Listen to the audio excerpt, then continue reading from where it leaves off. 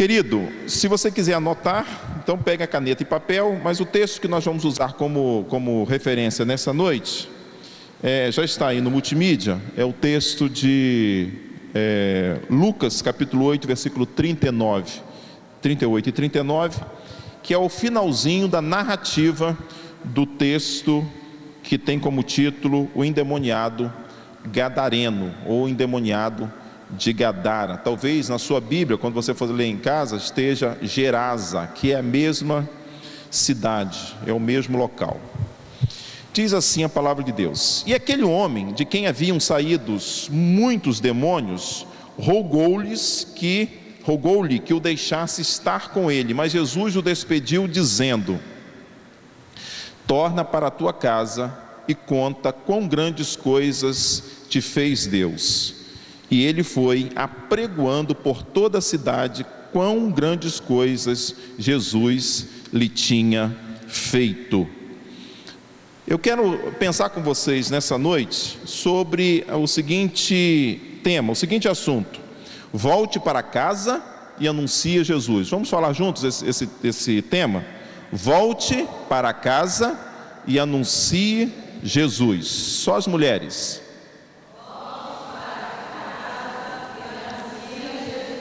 Agora os homens comigo. Volte para casa e anuncia Jesus. Sentiram a diferença? Né? Volte para casa e anuncie Jesus.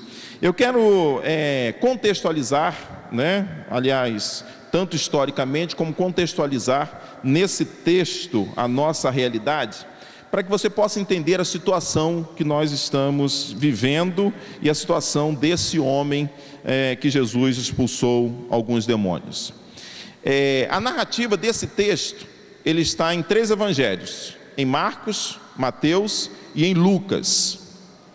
Esse texto está narrado em 3 evangelhos: o evangelho de Marcos, o evangelho de Mateus e o evangelho de Lucas. O versículo que a gente leu está no evangelho de Lucas, mas é uma narrativa similar, ou seja, o que basicamente um narra, os outros narram. No texto específico de Marcos, a Bíblia diz que já era tarde, e aí eu coloquei algumas palavras entre aspas para dizer o seguinte: já estava talvez escurecendo, estava anoitecendo, e aí eu pego essa palavra tarde para dizer o seguinte: às vezes a gente imagina que alguma coisa já vai acontecer tarde demais. Talvez para nós as coisas sejam tardes, mas no tempo de Deus sempre é a hora correta. Se você se lembrar, por exemplo, do episódio de Jesus lá com Lázaro, Maria e Marta, Marta manda um recado para Jesus: Marta e Maria, está enfermo aquele que tu amas. Ou seja, ele está nas últimas, e você gosta dele, não gosta de Jesus, então vai lá e cuida da saúde dele. A Bíblia diz que Jesus, quando resolveu voltar para cuidar de Lázaro, ele já estava morto de quanto? 4 dias. Marta e Maria devem ter pensado aqui assim: o Senhor chegou atrasado. Mas Jesus, ele nunca chega atrasado. Jesus, ele sabe sempre o que é melhor. E eu quero que a gente vá aplicando isso na sua família, na nossa família. Talvez você esteja pensando: já está tarde demais, né? É claro que a gente tem uma ansiedade que faz parte da nossa vivência. O salmista também tinha. Ele chega a dizer num salmo: Senhor, apressa-te em me socorrer. Então, nós não somos diferentes do salmista. Às vezes nós queremos que as coisas aconteçam, mas a gente não pode esquecer o seguinte: Deus tem o tempo dele. Kairos é o tempo de Deus, Cronos é o nosso tempo. Às vezes a gente quer que aconteçam as coisas no nosso tempo e nunca no tempo de Deus, mas o tempo de Deus sempre é o melhor. Aí Jesus diz assim para os seus discípulos, narrativa de Marcos, tá? Passemos, e isso também está nos outros evangelhos, passemos. Eu quero aprender algumas coisas com essas afirmações e com essas palavras. Jesus, ele vai junto. A sua família está com problema? A minha família está com problema? Nós não estamos sós, amém? Nós estamos bem acompanhados. Eu suponho que alguns discípulos de Jesus tenham dito para ele: Senhor, não está vendo aquela nuvem escura lá? Está vendo o vento soprando um pouco diferente? eu acho que não é melhor a gente ir, é melhor a gente não ir. Jesus, ele tinha no seu grupo uns 6 ou 7 pescadores.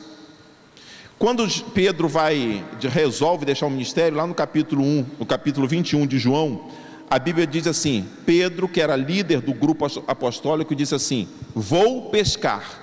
Pedro era pescador. E aí alguns dos discípulos disseram: nós vamos também. E foram uns 6 ou 7 com eles. Isso nos sugere, além daqueles 4 ou 5 que a Bíblia diz claramente que eram pescadores, que havia uns 7 pescadores no grupo.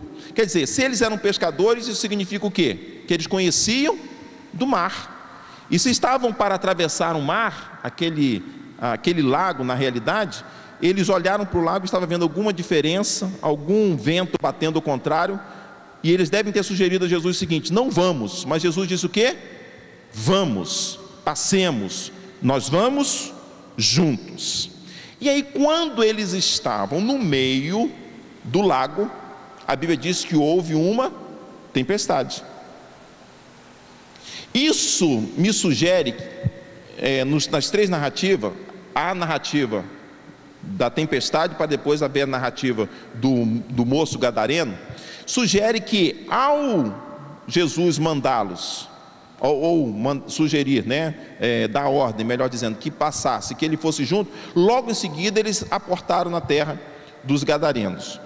Isso significa dizer, e para mim eu aprendo o seguinte, que geralmente, quando vem grandes tempestades, está perto de vir uma grande conquista.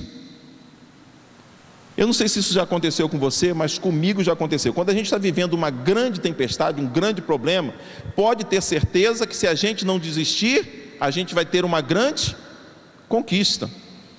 Se você está vivendo uma grande tempestade, por exemplo, no aspecto financeiro, trabalhe, se organize, contribua, daqui a pouco a sua vida vai viver uma grande conquista. Se você está vivendo uma grande tempestade no aspecto da saúde, reúna com a sua família, ore, faça o que os médicos mandam, faça alguns repousos se for necessário, tome remédio, que daqui a pouco vai vir uma grande conquista. Tempestades geralmente precedem a grandes conquistas. Tempestades também nos preparam para desafios maiores. Você, quando vence uma tempestade, um problema, uma dificuldade, você está pronto, está apto para uma vitória maior. Como é que era a história? Vou só citar aqui, entre outros, o caso de Davi. A Bíblia diz que Davi, ele enfrentou quem? Nós conhecemos Davi porque enfrentou quem? Um gigante. Ele ficou conhecido porque enfrentou um gigante, um anão? Não, ele ficou conhecido porque enfrentou um gigante. Anão, qualquer um de nós aqui enfrentaríamos, e não teríamos medo de enfrentar. Davi, ele ficou conhecido porque enfrentou o gigante. Mas antes de enfrentar o gigante, como é que foi o processo de Davi? Ele enfrentou o quê? Primeiro um leão, depois ele enfrentou uma ursa. Bem, se ele estava preparado para enfrentar o gigante, é porque antes ele passou por tempestades que o prepararam para chegar a essa situação. E outra coisa que eu aprendo com a tempestade, que as tempestades, elas tentam nos fazer desistir, mas se a gente insistir, a gente vai ser vitorioso.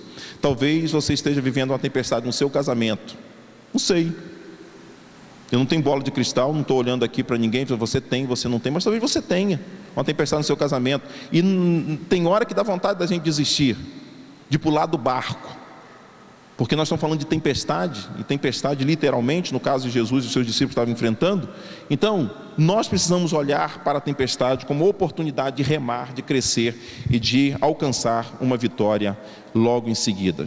Jesus não desiste de nós. Eu fico imaginando que Jesus, ele tinha uma ideia fabulosa, ele tinha um ministério espetacular para desempenhar lá na terra dos gadarenos. Gadara, para você ter ideia, não era uma terra de judeus.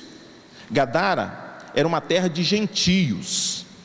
Os judeus, eles detestavam os gentios. Gentio é a mesma coisa que estrangeiro.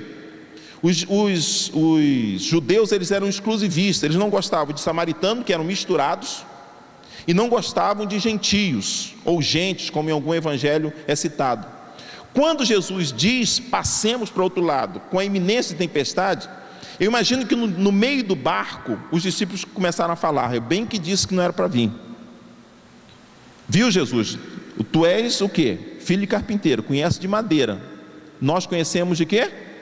De pescaria, de mar. Falamos que não era para vir, vieste. Aí agora a gente está aqui enfrentando a tempestade. Mas Jesus tinha uma visão extraordinária, que do outro lado tinha uma grande conquista para ele fazer. E aí a gente vai entender que Jesus vai chegar lá, vai encontrar com uma só pessoa, que a Bíblia não cita nem o nome. Diz que ele era apenas endemoniado e de uma cidade, endemoniado de Gadara, por isso que era chamado Gadareno.